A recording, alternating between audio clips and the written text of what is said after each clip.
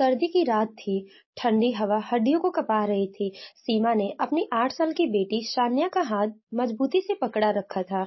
बाजार से लौटते वक्त उसने सान्या के लिए उसकी पसंदीदा गुड़िया खरीदी थी। शान्या अपनी माँ के साथ खुश थी और गुड़िया से खेलती रहती। रास्ता अंधेरा और सुनसान था। सड़क के किनारे लगी लाइटें जल रही थीं। सीमा को हल्की बेचैनी महसूस हो रही थी। तभी एक तेज रफ्तार वैन उसकी ओर बढ़ती दिखाई। वैन अचानक रुक गई। उसमें से दो नकाबपोश आदमी निकले। इससे पहले कि सीमा कुछ समझ पाती, उन्होंने सानिया को झपट लिया। मम्मी! सानिया की चीख गली के सन्नाटे में गूंज उठी। सीमा ने वैन का पीछा करने की कोशिश की, लेकिन वह तेज रफ्तार में अंधेरे में गायब हो गई। सीमा घुटनों के बल सड़क पर गिर पड़ी। उसकी दुनिया मानो थम सी गई थी। पुलिस स्टेशन पहुंचकर उसने इंस्पेक्टर सूरज को सारी घटना बताई। सूरज ने भरोसा दिलाया, हम आपकी बेटी को ढूंढ निकालेंगे। यह हमारा वादा है। सीसीटीवी फोटोज में वैन दिखाई दी, लेकिन नंबर प्लेट धुंधली थी।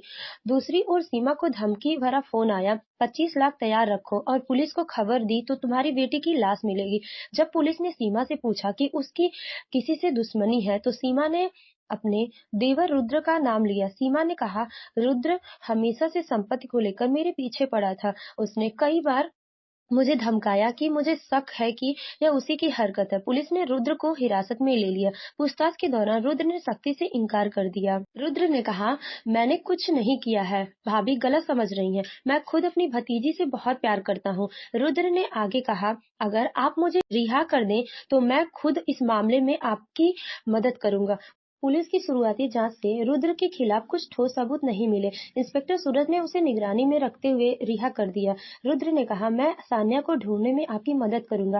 भाभी चाहे मुझ पर विश्वास करें या ना करें, सान्या मेरी जिम्मेदारी है। पहले तो सीमा ने उसे अविश्वास भरी नजरों से देखा, लेकिन इंस्पेक्टर सूरज के समझाने पर उसने रुद्र की मदद को स्वीकार कर लिया।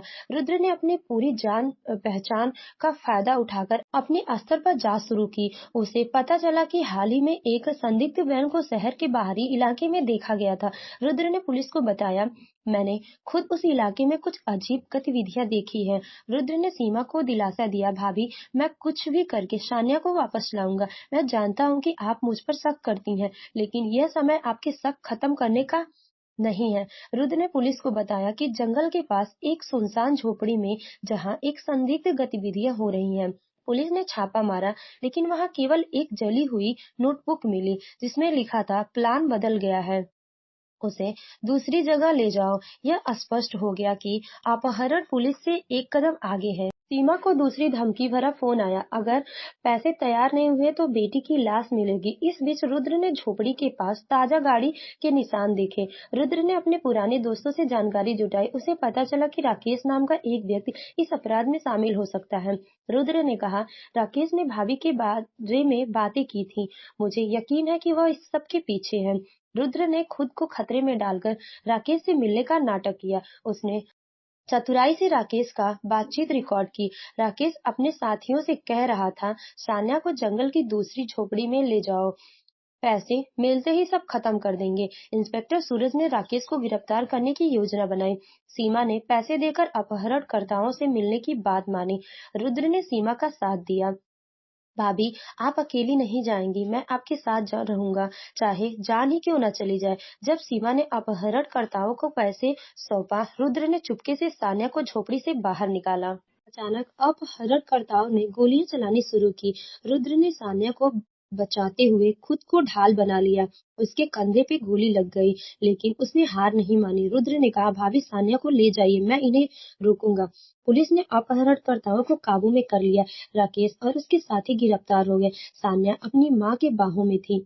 सीमा की आंखें से आंसू बह रहे थे। उसने रुद्र की ओर देखा, जो दर्द में था लेकिन मुस्कुरा रहा था। सीमा ने कहा, मैंने तुम पर शक किया रुद्र, लेकिन तुमने साबित कर दिया कि खून का रिश्ता कभी झूठा नहीं होता।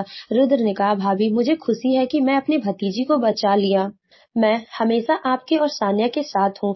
राकेश और उसके साथियों को कड़ी सजा दी गई। सीमा ने रुद्र से माफी मांगते हुए कहा, तुमने दिखा दिया कि परिवार का असली मतलब क्या होता है। रुद्र ने परिवार का समर्थन करने का वादा किया। अब सीमा और रुद्र के बीच का रिश्ता पहले से कहीं मजबूत हो गया था। यह कहानी साबित करती है कि सच्चा प्यार और भरोसा किसी भी गलतफहमी को मिटा सकते हैं। Thank you for watching my video and ये स्टोरी आप लोग को पसंद आया हो तो प्लीज सब्सक्राइब माई चैनल।